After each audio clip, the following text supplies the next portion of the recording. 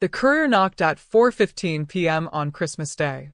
I was still in my emerald dress, still waiting, still believing they would come. The envelope in his hands contained words that would shatter everything I thought I knew about family. I invited my son Marcus and his wife Jennifer to Christmas dinner.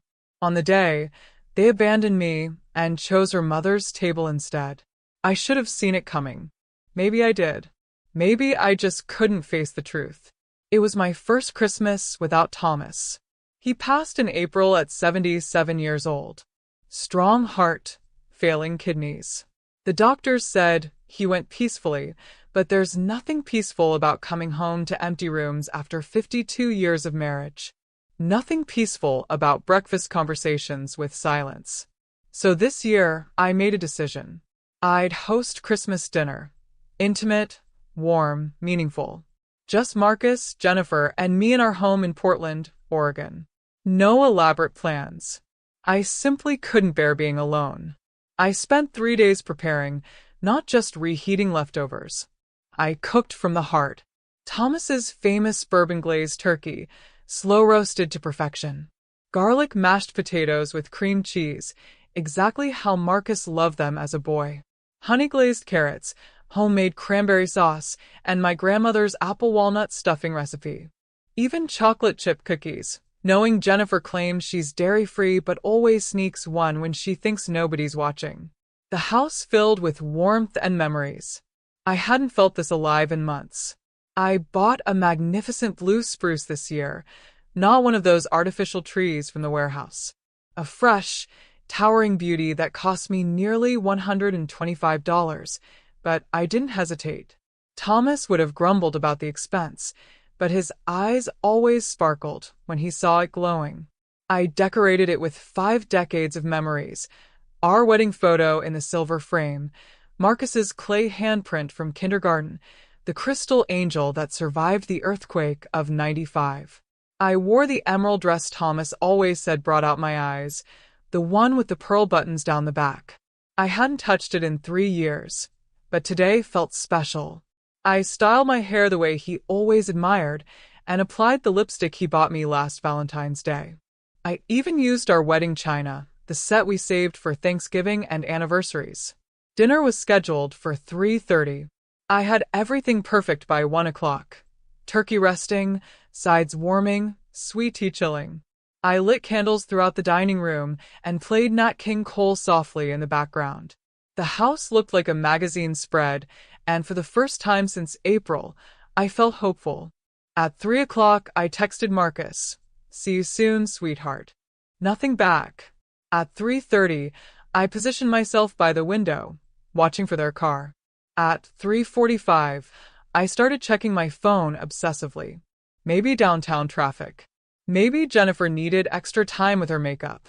By 4 o'clock, the food was cooling despite my best efforts. I lowered the music and rewrapped the dinner rolls. Still no call.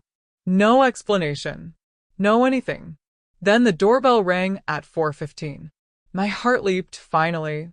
I smoothed my dress and rushed to welcome them. But it wasn't Marcus and Jennifer. A delivery driver stood there, young woman in a rain jacket, holding a manila envelope with my name, Mrs. Eleanor Watson. "Delivery for you, ma'am," she said, handing it over before disappearing into the drizzle. I stood on my porch, Oregon's December wind cutting through my dress, staring at this envelope that felt heavier than it should. Inside was a note in Jennifer's precise handwriting. "Eleanor, we're so sorry for the last-minute change. We decided to spend Christmas at my mother's house in Seattle this year. We hope you have a lovely day. Love, Jennifer and Marcus." No explanation. No invitation to join them. No suggestion to reschedule. Just dismissal. The silence that followed was deafening. They hadn't forgotten. They had deliberately chosen someone else's table over mine. I walked back to my perfect dining room, food still warm, candles still flickering, table set for 3. I poured myself sweet tea and sat at the head of the table, staring at 2 empty place settings. I tried to eat, but my throat wouldn't cooperate. I looked at the turkey I'd basted for hours, the stuffing I'd made by hand, the cookies cooling on the kitchen counter. None of it mattered anymore. The house felt arctic despite the warmth from the oven. I turned off Nat King Cole, extinguished the candles, and packed everything into containers that would sit untouched in my refrigerator. Everything except the apple pie. I left that on the counter, a monument to my foolishness. My phone stayed silent. No calls, no photos, no Merry Christmas. Nothing. Later that evening, I made a mistake. I opened Facebook. Jennifer's mother had posted pictures from their gathering. Her dining room overflowing with family, wine glasses catching the light, everyone laughing. There was Marcus, sitting beside Jennifer, his arm around her shoulders, both of them beaming. I didn't comment. I didn't react. I just stared at the screen and realized they hadn't just abandoned me. They'd erased me entirely. But here's the question that should make your blood boil. When your own child chooses convenience over connection, who's really to blame? Hit subscribe if you believe family loyalty still matters. If you think I'm being dramatic, comment below and tell me why abandonment is acceptable when it's convenient. That night, sleep was impossible. I sat in the living room, Christmas tree lights casting shadows across Thomas's empty recliner. He used to fall asleep there after dinner, snoring through holiday movies. I used to complain about it. Now I'd give everything to hear that sound again. I remembered Christmases when Marcus was small. Thomas would hang lights on our Portland Craftsman while I baked sugar cookies shaped like reindeer. Marcus would race around in his dinosaur pajamas, more excited about the boxes than the toys inside. Thomas always insisted on reading the night before Christmas by the fireplace. Marcus curled against his chest like they both belonged there. We had traditions then. Christmas morning pancakes with blueberry syrup. Thomas sneaking pie before lunch, while pretending I didn't notice.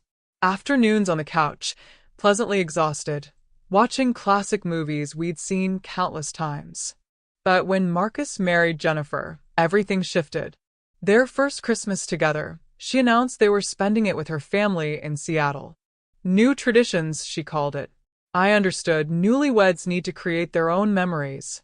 I suggested we celebrate the weekend after. Year 2. Same pattern. Jennifer's family again, Marcus explained. But we'll visit soon. Soon became later. Later became maybe. Maybe became silence. I convinced myself it was temporary. Young couples are busy, overwhelmed, building careers. I refused to become one of those mothers who made everything about herself. But each year, I became more of an afterthought. When they did visit, it felt rushed. Can't stay long. Seattle traffic gets awful. Jennifer rarely helped in the kitchen, always on her phone managing her interior design clients. Marcus would hover nearby, waiting for her signal that it was time to leave. Last year, they arrived 2 hours late, already full from brunch at her mother's house. They picked at their food politely, complimented everything just enough to seem grateful, then departed before dessert. Still, I kept trying. I thought if I made everything perfect enough, warm enough, familiar enough, they'd remember what they were missing. Maybe they'd recall what Christmas used to feel like when love was the main ingredient. This year was different. I was alone. Thomas wasn't here to buffer the disappointment. And for the first time, they didn't even bother with excuses. I sat there wondering where I went wrong. Did I call too often? Did I guilt them unconsciously? Did I talk about Thomas too much, making the house feel heavy with grief? Maybe I wasn't modern enough, too stuck in old traditions while they preferred Jennifer's family's wine tastings and gourmet catering. I don't know. I reached for my tablet and scrolled through Facebook, something I rarely do at night. But I needed to see their happiness to understand what I was competing against. Jennifer's mother's page was full of celebration. Their dining room looked like a magazine. White linens, crystal stemware, artfully arranged flowers. Jennifer wore a burgundy sweater, raising a wine glass toward the camera. Marcus beside her, laughing at something off camera. The caption read, "Grateful for another year surrounded by those who matter most." Another photo showed their dessert table, professional looking, nothing homemade about it. The comment underneath, "Blessed to have such a wonderful family gathered together." The words stung more than I expected. Not because they were happy, but because they'd forgotten I existed when they wrote them. I checked the time. 10:23 p.m. Still nothing from Marcus. Not even a text saying, "Merry Christmas." He used to call every holiday evening, even during college, even during his business trips to Denver. But tonight, nothing. I looked around my living room. Thomas's stockings still hung by the fireplace. Mine, his, and Marcus's. I hadn't removed them yet, clinging to some hope that tradition might survive. But nothing felt normal anymore. The house wasn't just quiet. It felt abandoned. Not just by Thomas, not just by the sounds of family, but by the sense that I mattered in someone's story. I walked to the dining room and began clearing the untouched place settings. The food had grown cold hours ago. I wrapped the turkey and stored the sides, every bite uneaten. I saved the cranberry sauce and covered the pie. I didn't want to see it mocking me in the morning. As I wiped down the table, I caught sight of Thomas's chair. I remembered last Christmas when Marcus gave him a bottle of aged whiskey, saying, "Dad deserves something special." Thomas had teared up. He wasn't emotional usually, but that gesture touched him deeply. Now, barely 2 years later, his son couldn't even pick up the phone. I sat on the edge of our bed later, still in that emerald dress. My carefully styled hair was falling loose, and the makeup I'd applied so hopefully had smudged. I was 75 years old, and somehow, in the span of one holiday, I felt ancient. That night, I lay in the darkness with Thomas's robe folded beside me, realizing something I hadn't wanted to admit. Marcus had been pulling away for years. I'd just been too hopeful to notice. They hadn't just abandoned me today. They'd made sure I felt it completely. Here's what I want to know. If your family treats you like an obligation instead of a blessing, are you supposed to keep accepting it? Subscribe if you believe dignity matters more than keeping peace. If you disagree, explain in the comments why someone should tolerate being treated like a burden. The next morning arrived gray and drizzling, typical Oregon December weather. I hadn't really slept, just lay there processing. The Christmas tree lights were still glowing. I'd forgotten to turn them off. I didn't rush to make coffee. Instead, I pulled on a cardigan and stepped outside into the wet cold. Our backyard was muddy from recent rain, but I walked the stone pathway toward the garden anyway. Thomas used to say that morning walks helped him think clearly. I never understood it then. Now I do. I wandered past the raised vegetable beds we'd tended together, past the wrought iron bench that needed repainting, and stopped at the Birdfeeder hanging from our oak tree. Thomas filled it every Sunday without fail. That's when I noticed something unusual tucked behind the feeder, an envelope, sealed but weathered, wedged between the post and the wooden overhang. The handwriting made my heart stop. Thomas's distinctive, slanted script. Just Eleanor written across the front, no last name, like the birthday cards he used to leave on my pillow. The corner showed a date stamp. 13 months ago, 2 weeks before he passed. I stood there holding it, hands trembling slightly. Back inside, I sat at the kitchen table, staring at the envelope for several minutes before opening it. His message was brief, no pleasantries. If you're reading this, something happened I hoped wouldn't. Go to my desk, bottom drawer, behind the files. There's more. That was all.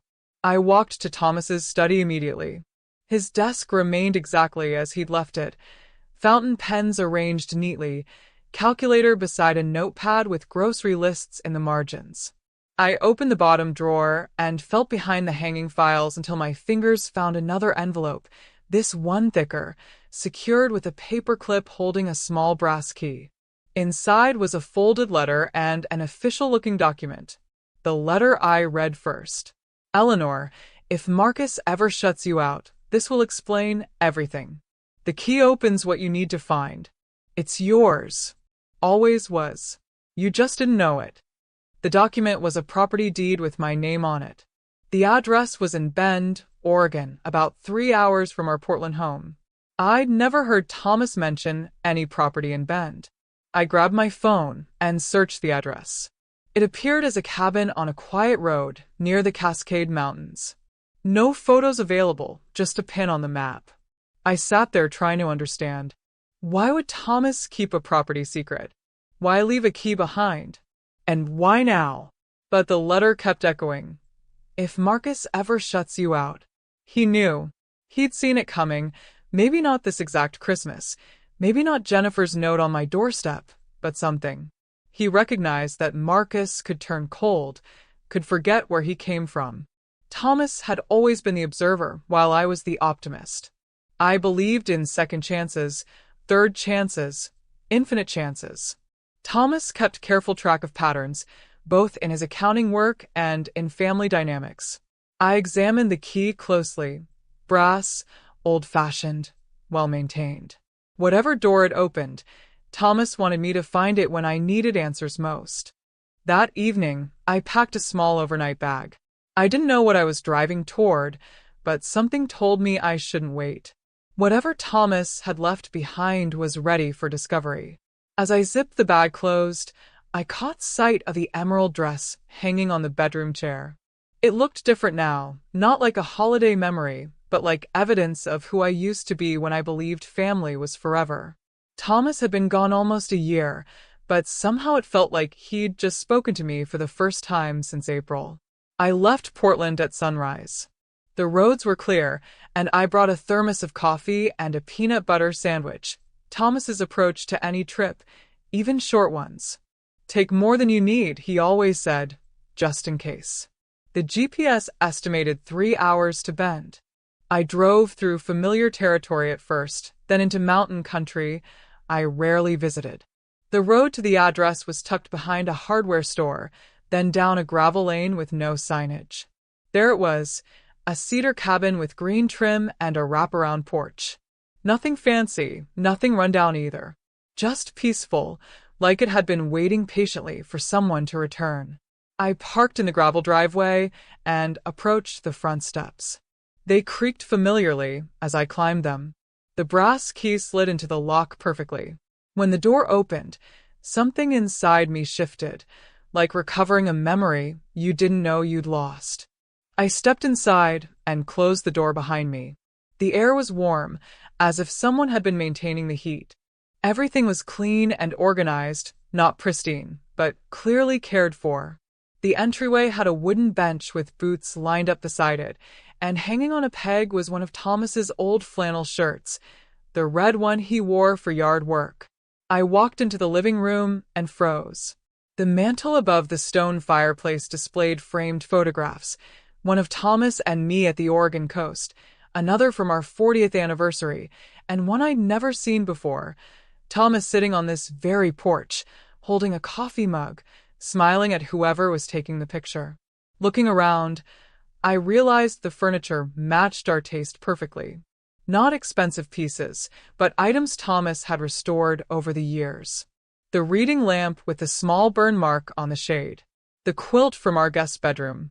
It was like someone had taken pieces of our Portland life and arranged them here. A folded note sat on the coffee table. I sat down slowly and opened it. This is yours if they ever forget who you are. Thomas.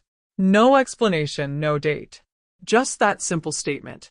I set the note aside and really looked around. Every detail felt familiar despite being completely foreign. The curtains matched the pattern from our first apartment. The bookshelf contained the same authors Thomas collected, arranged in his methodical system. This wasn't just a cabin. It was a backup version of our life, one he'd created without my knowledge. I stood and explored the kitchen. The pantry was fully stocked, canned goods, pasta, rice, coffee. Nothing expired. The refrigerator was unplugged but spotless. Even a grocery list was taped inside a cabinet door, written in Thomas's handwriting: coffee, bread, eggs, milk, sugar. The kitchen table had 2 chairs and matching placemats. He'd planned for both of us to be here. I opened drawers and cabinets. Everything was labeled in his neat script: measuring cups, dish towels, flashlight batteries. He knew someone might be discovering these things for the first time. Down the hallway, I found two bedrooms. One had a quilt-covered bed and simple furniture. The other contained boxes stacked in the corner, some labeled Eleanor's things. I wasn't ready to examine those yet. Back in the living room, I sat on the couch and stared at the fireplace. Thomas had created this sanctuary for me, not just in case something happened to him, but in case the people closest to me forgot how to value me. He'd watched it happening. The gradual shift, Marcus's decreasing calls, Jennifer's subtle control over holidays, my shrinking role in their lives. Instead of confronting them and potentially damaging family relationships, he'd built me a safety net. I picked up his note again. This is yours if they ever forget who you are. He wasn't just talking about property. He meant my identity, my worth, the person I was before I started minimizing myself to keep everyone comfortable. I made tea using the kettle on the stove and sat by the window overlooking the mountain view. There was a bird feeder in the yard and a small garden area that would probably bloom beautifully in spring. I spent most of the morning walking through each room, absorbing every thoughtful detail. I didn't cry, though I expected to. There was something peaceful about knowing he'd thought this far ahead, that he'd made plans not from fear, but from love. The strangest part was that Marcus had no idea this place existed. He couldn't sell it, couldn't manage it, couldn't convince me to downsize from it. This was completely beyond his reach. For the first time in almost a year, I didn't feel forgotten. I felt discovered. But here's where the story takes a turn that will make you question everything you think you know about family loyalty. 3 days after discovering the cabin, my phone rang while I was having breakfast. Unknown number, but something made me answer. Mrs. Eleanor Watson? The voice was professional but warm. Yes, speaking. My name is David Chen.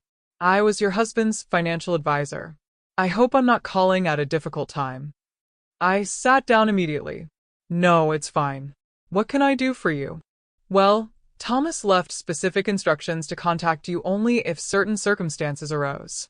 He said I'd know when those circumstances had occurred. He paused carefully. I believe they have. David explained that Thomas had created a private trust 5 years earlier, funded with a portion of his retirement savings. My name was the sole beneficiary. The account had grown to just over $685,000, completely separate from our joint accounts. I didn't know about this, I said, stunned. That was intentional. Thomas called it his independence fund. He said if you ever felt pressured or isolated, you'd have your own foundation. We met the following day at David's office in downtown Portland. He was younger than I'd expected, maybe mid-50s, with kind eyes behind wire-rimmed glasses. Before we begin, he said, opening a thick file, I want you to know your husband was extremely thorough and concerned.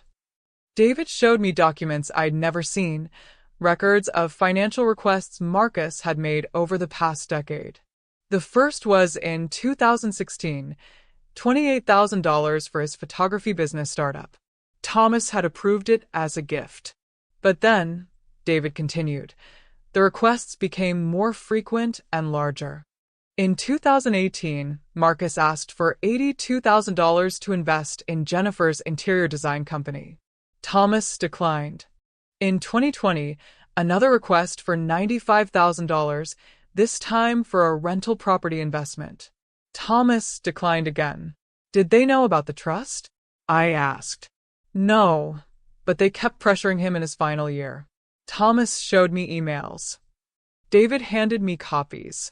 My hands shook as I read them. We need to discuss Mom's future financial security, but we can't plan properly if everything stays in her name only. We're concerned about Mom managing everything alone. Maybe it's time to consider joint accounts for easier oversight. Every message was polite on the surface, but the underlying message was clear. They wanted control. There's something else, David said, reaching for another document. This was flagged by the bank in 2019. It was a copy of a check for $17,500, drawn from our joint account and marked for home improvements. The signature looked like mine, but it wasn't. Thomas noticed the discrepancy and had it investigated. The check was cashed by a contractor in Seattle working on a rental property Jennifer was managing. My stomach dropped. They forged my signature. David nodded gravely. Thomas confronted them quietly. Jennifer denied knowledge. Marcus claimed it was a misunderstanding. But after that incident, Thomas began separating more assets. How much more? Another $89,000 is being transferred from a business account Thomas maintained. He left instructions to move it if this meeting ever occurred. I stared at the paperwork, trying to process it all. Why didn't he tell me? He said you'd never believe family could do this until you experienced it yourself. He wanted you to feel secure without having to ask for protection. As I left David's office, Portland's December air hit me like a wake-up call. My entire understanding of the past few years had just shifted. Thomas had been gone almost a year, but he was still protecting me, still one step ahead. And now I understood what he'd seen. I wasn't imagining the distance, the subtle manipulation, the gradual erasure from their plans. They had calculated my future without including me in it. That evening, I sat in Thomas's study reading through all the documents David had given me. The pattern was unmistakable.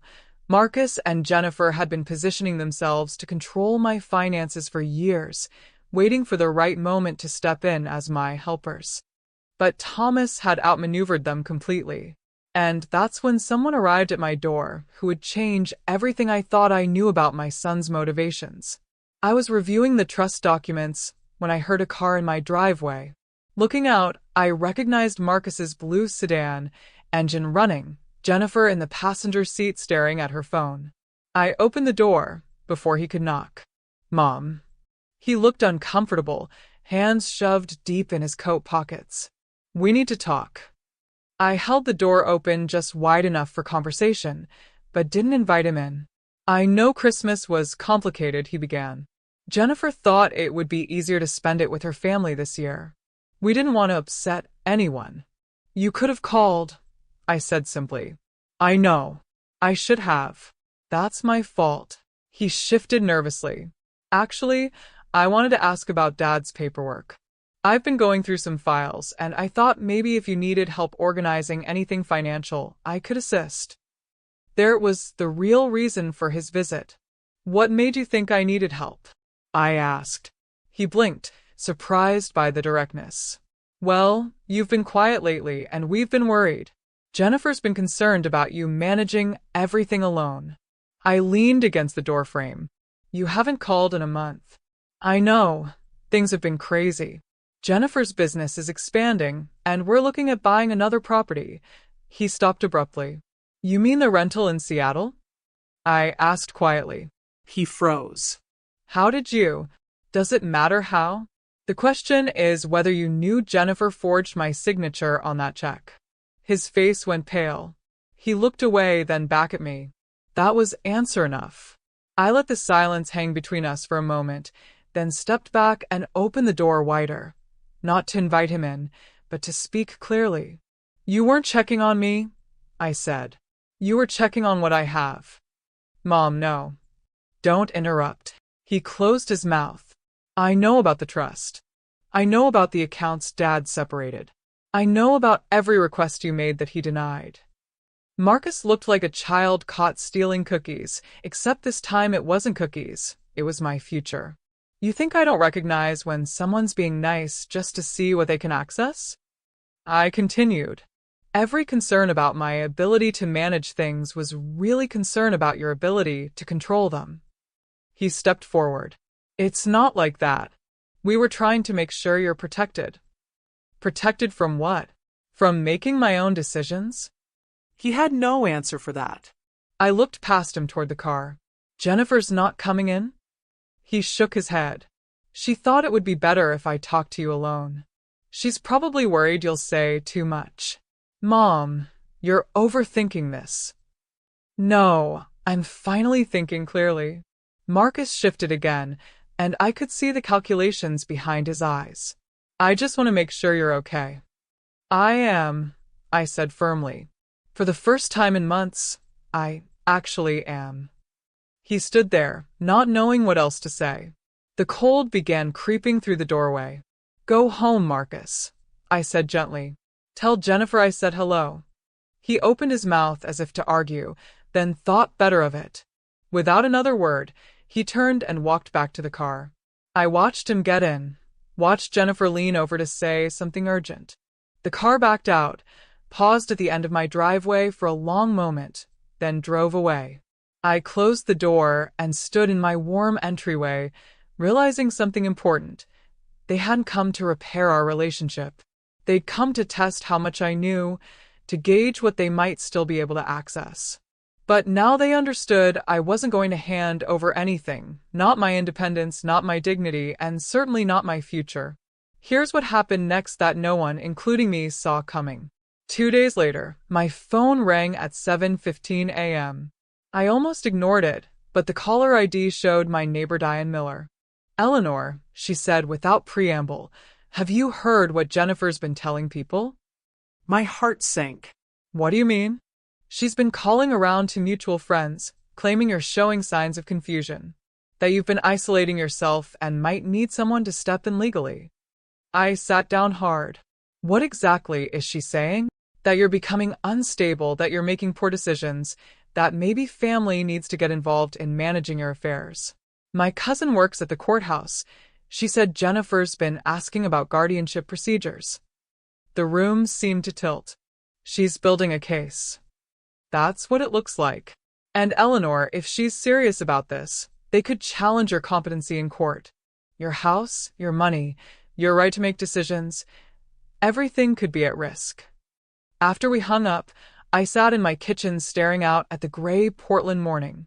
Jennifer wasn't just clever, she was strategic. She'd realized direct manipulation wouldn't work, so she was taking a different approach, making me appear incapable of self-care. It was brilliant, really. A grieving widow, isolated from family, acting erratically by rejecting their help. It could be painted as concerning behavior requiring intervention. But she'd underestimated one crucial thing. I wasn't as alone as she thought. I called Diane back. Can you come over?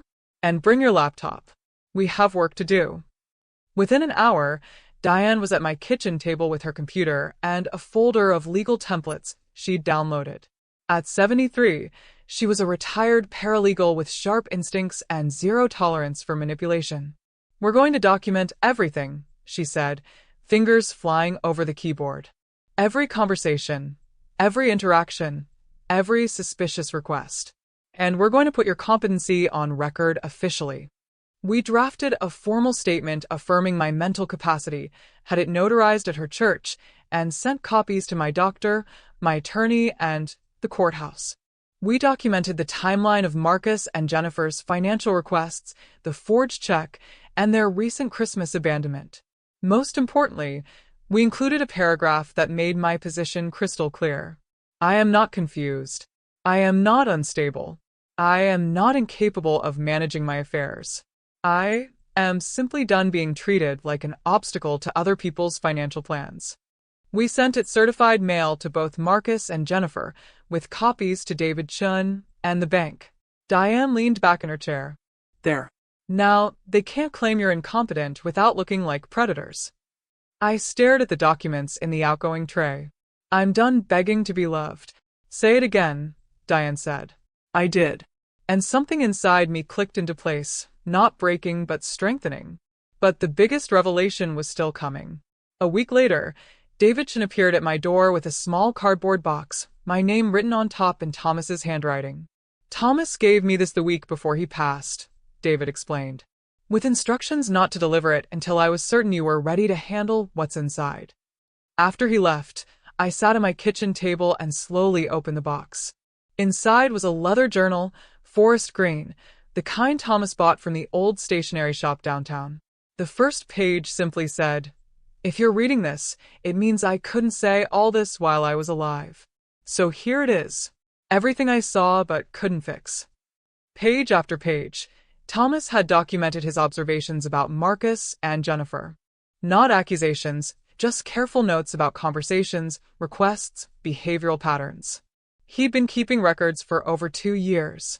He wrote about my strengths, about how I always saw the best in people even when they didn't deserve it. He worried that my kindness made me vulnerable to manipulation. But then he wrote something that stopped me cold. Eleanor deserves better than spending her final years managing other people's disappointment in her independence. She raised a son who should be protecting her, not positioning himself to inherit from her. Toward the end of the journal, I found his real surprise. He'd established something I never knew about, the Eleanor Watson Fund for Independent Women. It wasn't large yet, but it had a mission, a plan, and a starting balance of $50,000. It was designed to help women like me, widows, grandmothers, caretakers who'd spent lifetimes giving and found themselves forgotten. He'd even contacted potential board members, including Diane, and outlined how to grow the fund through community partnerships. His final entry, written just days before he passed, was simple. If they choose to walk away from your life, let them. What's meant to stay will stay. What's meant to love you will. I held the journal against my chest and cried, not the breaking kind of tears, but the cleansing kind that makes room for what comes next. 1 year later, Christmas morning looks completely different. I'm not in Portland anymore. I'm at the cabin in Bend, kitchen windows steamed from baking, coffee brewing, fire crackling in the living room. The smell of cinnamon rolls fills the air. Diane bustles around my kitchen like she owns it, and honestly, I don't mind at all. You really went all out this year, she says, eyeing the 2 pies cooling on the windowsill. Just enough, I reply, smiling. They'll eat every crumb. Because this year, I invited people who actually show up. I sent invitations in November, nothing fancy, just cards from the local shop. I invited the women from the Bend Senior Center's book club, the young librarian who runs story time for underprivileged kids, and several families I met through the Eleanor Watson Fund. At 3 p.m. sharp, my doorbell rings and keeps ringing. Voices fill the cabin. Coats are hung, boots lined up by the door. A little girl named Sophie races to the Christmas tree, pointing at the homemade ornaments. You made real paper snowflakes, she shouts.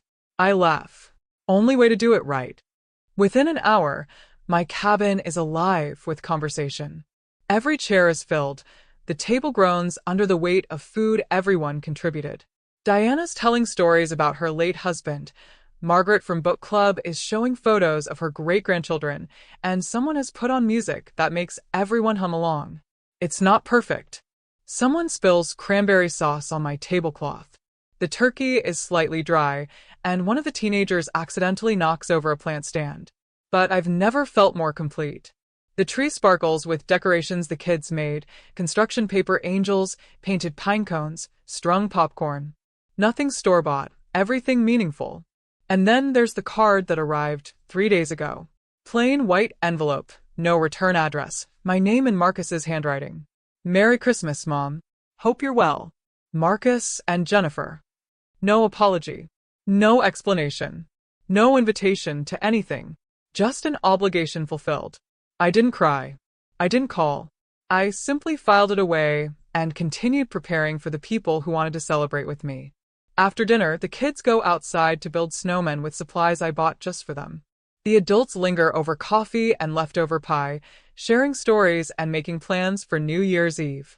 I slip outside onto the porch with a glass of wine, wrapping Thomas's old flannel around my shoulders. The mountain air is crisp and clean, snow falling gently in the amber glow of the porch light. Behind me, I hear Diane's distinctive laugh echoing through the windows, followed by Sophie's delighted giggle. The sound makes me smile. I sit in the wooden rocking chair Thomas had placed here, the same one from the photograph I'd found that first day. I think about him now, and I know he would have loved this scene. Not just the food or the laughter, but the way the cabin feels. Honest, open, alive with genuine connection. He always said, "Family isn't about blood, Eleanor. It's about who shows up when it matters." He was right about everything. Maybe it took a year of heartbreak and truth-telling and facing realities I didn't want to see. But I finally stopped waiting for people who were never planning to arrive, and I started embracing the ones who were already here. I look back through the frosted window at my table, still full of people, still buzzing with conversation. Different faces, different stories, but it's full. And that's when it hits me. This is the Christmas that actually mattered. Not the one I waited for last year. Not the silent, cold aftermath of abandonment. This one, this table, these people, this warmth. I sip my wine and lean back in the chair, listening to the sounds of joy spilling out of my home. You see, last year I invited my son and his wife to Christmas dinner. They chose another family's table. So I built my own family around a new one. And now this table is where I belong. But here's where everything changes, and it involves someone I never expected to hear from again. The next morning, I'm cleaning up the last of the dishes when my phone rings. Unknown Oregon number, but something makes me answer. Is this Eleanor Watson? The voice is young, female, uncertain. Yes, speaking. My name is Sarah Mitchell. I think I'm your daughter-in-law's sister. I nearly dropped the phone. Jennifer's sister? Yes, ma'am. I know this is probably strange, but I needed to call you. I've been thinking about it for months, and after what happened at Christmas. She trails off. What about Christmas? I was there, at Mom's house in Seattle. I saw Marcus and Jennifer, and I heard them talking afterward. About you. About their plans. She takes a shaky breath. Mrs. Watson, I think you should know what they're really doing. I sit down heavily. I'm listening. Sarah explains that she's 29, a nurse practitioner in Seattle, and she's been watching her sister's behavior with growing concern. At Christmas dinner, she overheard Jennifer and Marcus discussing their Eleanor situation in private. They weren't sad about missing dinner with you, Sarah says quietly. They were strategizing. Jennifer kept saying how much easier everything would be once they could prove you needed help managing things. My blood runs cold. What kind of help? Legal guardianship. She's been researching it for months, building a case about your mental state, your isolation, your ability to make sound financial decisions. She even has documentation about you giving away money inappropriately. What money? The Eleanor Watson Fund. She found out about it somehow, and she's claiming it's evidence that you're being manipulated or making irrational decisions with your finances. I close my eyes. Of course, she'd twisted Thomas's gift into something sinister.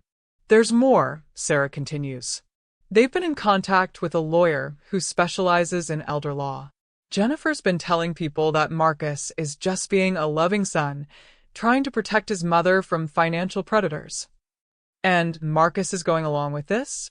Mrs. Watson, I don't think Marcus is just going along. I think this was his idea. The words hit me like a physical blow. Sarah's voice gets stronger. I became a nurse because I wanted to help people, and what I'm watching them do to you, it's abuse. Financial and emotional abuse. And I can't stay quiet anymore. She tells me about emails she's accidentally seen, phone calls she's overheard, legal documents Jennifer has been preparing. They've been building their case methodically, painting me as a confused widow making poor decisions. But here's what they don't know, Sarah says. I kept copies of things. Emails, text messages between them, even recordings of some conversations. I thought someday I might need proof of what they were planning. I can barely breathe. Why are you telling me this?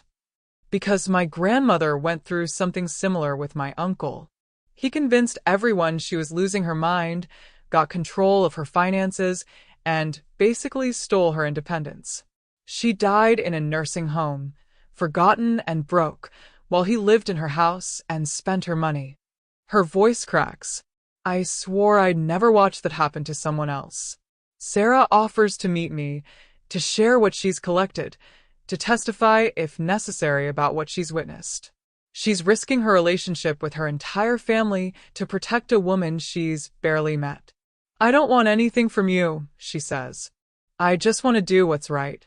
2 days later, Sarah drives to Bend with a flash drive full of evidence and a heart full of courage. She's petite, with Jennifer's dark hair, but completely different eyes, kind ones, honest ones. We sit at my kitchen table while she shows me months of documented evidence. Email threads about managing Mom's situation, text messages about timeline for intervention, even a recorded phone call where Marcus discusses having me evaluated for competency. The most damning piece is an email from Jennifer to her lawyer. She's becoming more isolated and erratic. We're concerned about her judgment. Recent large financial donations suggest possible cognitive decline or manipulation by outside parties. They're not just planning to control your money, Sarah explains. They want to control you completely. Your housing, your healthcare decisions, your right to live independently. I stare at the evidence spread across my table. How long have they been planning this? At least 18 months. Maybe longer. That night, I called David Chun and my attorney. Within 48 hours, we've filed formal complaints about attempted financial elder abuse and documented threats to my autonomy. Sarah's evidence makes their intentions undeniable. But more importantly, Sarah's courage reminds me of something crucial. Not all family is biological, and not all biological connections are family. The confrontation that followed changed everything. 3 days later, Marcus and Jennifer show up at the cabin unannounced. I see their car through the window and call Diane immediately. They're here. I say, don't let them in. I'm calling the sheriff. When I open the door, both of them look furious. Jennifer's face is tight with barely controlled anger, and Marcus won't meet my eyes. We need to talk, Jennifer says, pushing past me into the cabin. You weren't invited in, I say calmly. This is ridiculous, she snaps, looking around my living room like it personally offends her. This whole situation is getting out of hand. Marcus finally speaks. Mom, we're just trying to help you. The way you helped yourself to my signature on that check. He flinches. Jennifer steps forward. We know Sarah contacted you. She's young and doesn't understand the complexity of family situations. She's been filling your head with lies. She showed me emails.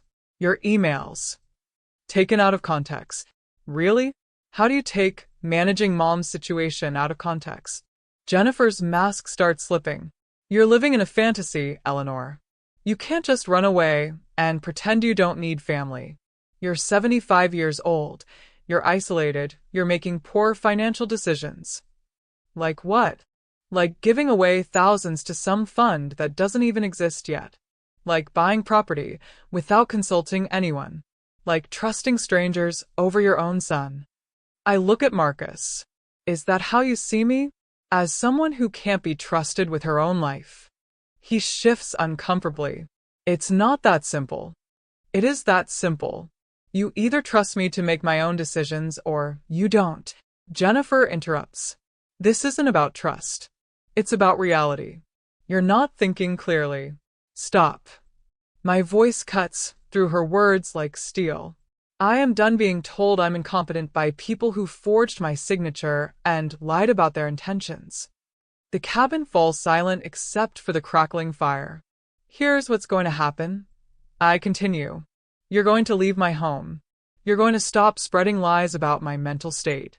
And you're going to accept that I don't need your management, your oversight, or your version of help. And if we don't, Jennifer challenges. I smile. Then you'll be dealing with my attorney, Adult Protective Services, and the evidence Sarah provided about your fraud attempts. Marcus looks stricken. Mom, please. Please what? Please let you steal my independence? Please pretend this is about love instead of money. He has no answer. Sheriff's deputy cars pull into my driveway, Diane's call. Jennifer's eyes go wide. I think it's time for you to leave, I say gently. They go, but not without Jennifer hissing threats about this not being over. But she's wrong. It is over. 6 months later, my life looks nothing like what they expected. The Eleanor Watson Fund has grown to over $200,000 through community donations and Thomas's careful investments. We've helped 12 women maintain their independence when family members tried to strip it away. Sarah joined our board and brings her healthcare expertise to our mission.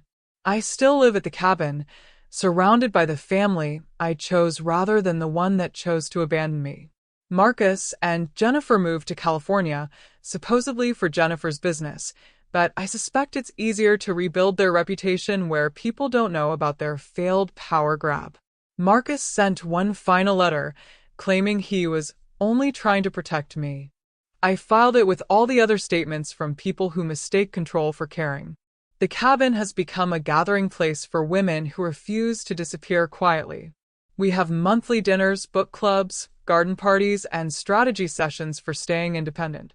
Thomas's vision has grown beyond anything he imagined. Sometimes people ask if I miss Marcus, if I regret choosing independence over family reconciliation. Here's my answer. I miss the son I thought I had, not the man he actually became. I don't miss being treated like a burden or an obstacle. I don't miss waiting for love that came with conditions and expiration dates. What I found instead is better than what I lost. So let me ask you, the person listening to this story right now, if your own family started treating you like you were an inconvenience to their inheritance plans, would you have the courage to choose yourself? You've heard my question. Now answer it with your action. Hit subscribe if you believe every person deserves to be treated with dignity, regardless of their age. If you believe family should lift you up, not tear you down. If you think independence is worth fighting for. If you won't subscribe, then scroll down and tell me why in the comments. Tell me why someone should accept being diminished by the people who are supposed to love them most. I want to understand your perspective because I genuinely believe this conversation matters. Some of us spend our whole lives waiting to be chosen by people who already decided we weren't worth choosing. Others of us finally realize we can choose ourselves.